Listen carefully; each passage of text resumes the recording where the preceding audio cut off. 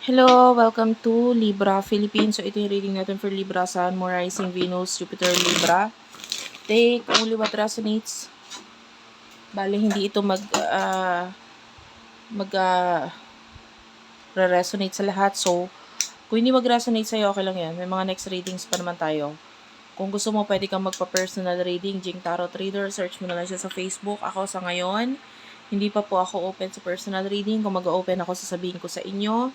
Or, pumunta ka dun sa aking page, Madam P. I-search mo na lang hashtag Libra Philippines sa Facebook. Pagpasensya mo na yung kamay ko, talagang hindi natanggal ilang mga siguro kahapon ko to nagtina ako ng buhok. So, may itim-itim siya. Dark brown naman yung tinina ko, pero parang itim kasi siya dito. Ayaw mo na. Ang mahalaga makapag-reading tayo. Anyway, what do we have here for the sign of Libra? Sun, Moon, Rising, Venus, Jupiter, Libra. Messages for the sign of Libra pagdating sa love, main energy. Okay, main energy mo Libra, you do have here the 8 of Pentacles, the Ace of Cups. Some of you do have choices pagdating sa love. Yung iba naman sa inyo, medyo nag-iisip ka kung okay ba to or what. Maybe you do have a new person in your life right now, or maybe I feel like you are in love, but yung iba sa inyo pwedeng hindi masyadong sigurado kasi may mga tinitignan ka regarding the reality of life. Yung iba naman sa inyo, with the moon, you feel a lot of attraction or spiritual connection dito sa taong to. And I feel like you are being real dito sa person na ito, and this person is being real pagdating sa'yo, nagiging totoo siya. But some of you, medyo kinoconsider mo kasi mga bagay-bagay sa paligid mo or paligid ninyo.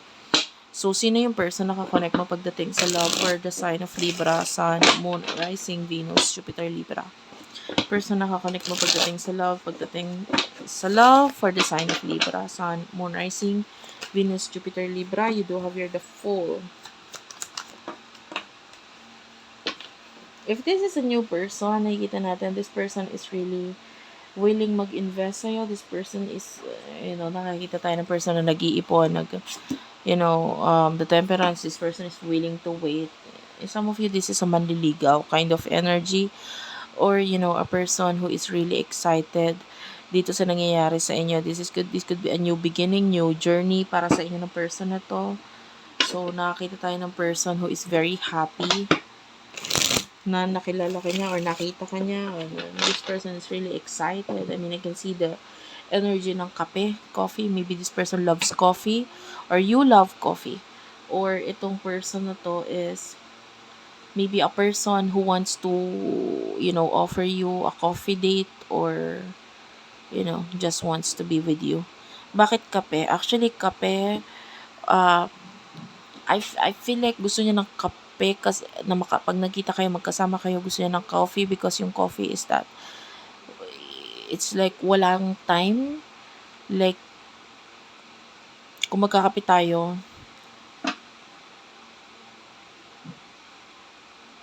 parang kahit magtagal ka sa coffee shop, 'di ba? So it's like that's the kind of date na gusto nito person na to. Something na matagal ka niyang makakasama or makakausap. And itong person na to is really interested sa'yo. This person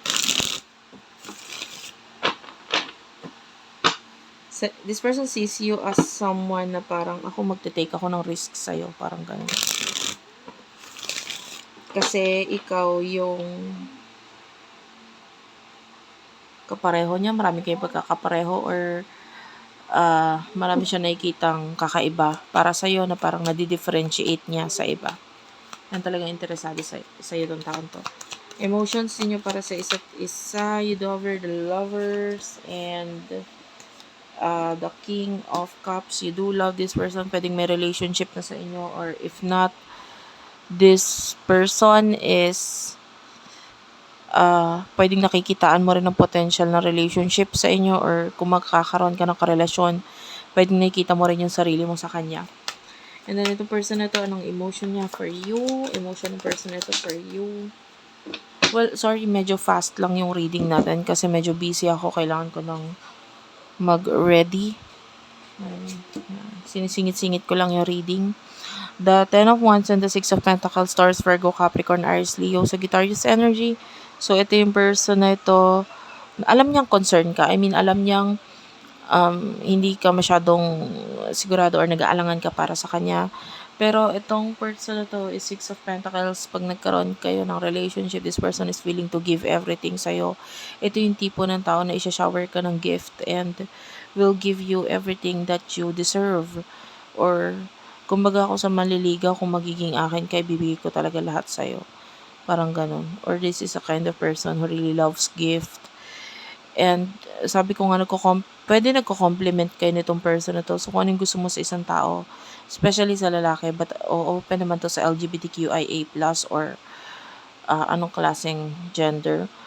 Anyway, especially kung siya ay lalaki or may masculine energy sa kanya. This person is the one that is willing to give you everything para hindi man siya physically, yung iba sa inyo ganito kasi ugali mo, no? Pwedeng ganito ka rin.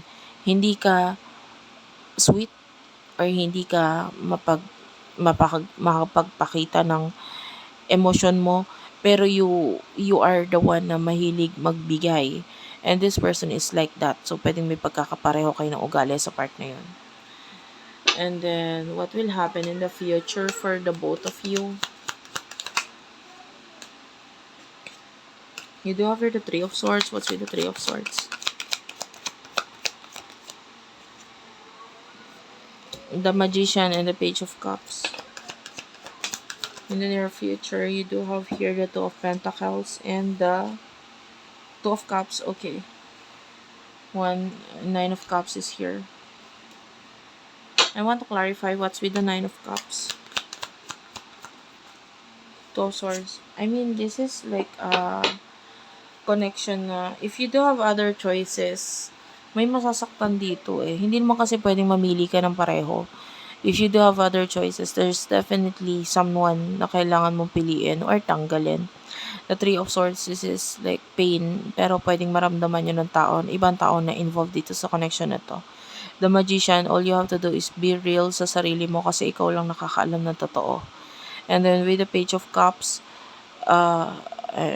some of you, and it involves a child. So if there's children or a child na involved dito, possible na pati sila masaktan. Pero, mas masakit or mas mahirap kung mag-i-stay ka sa isang connection or sa relasyon na parang alam mo naman na kung ano yung totoo sa relasyon na ito. And then, hindi mo naman pwedeng paniwalaan itong mga bata or mga children na ito na okay pa kahit alam mo sa sarili mong hindi na if you are in another relationship. Alam mo yan.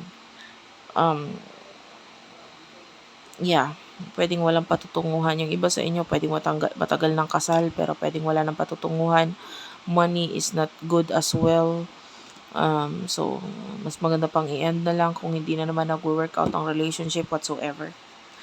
Two of Cups, another relationship will, eventually pwedeng mag-rise or magsimula in the near future for you. But of course, the new relationship will happen, eventually happen kapag nakapag-desisyon ka na kung ikaw ba ay mag-i-stay sa isang relasyon na parang mapait na or magte-take ng risks sa bago, masaya, at tiyak naman na magpapakita ng bagong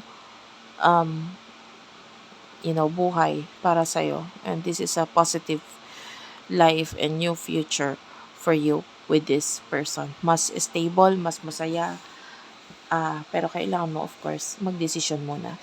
So that's it for now. Thank you for watching. I love you all and bye-bye.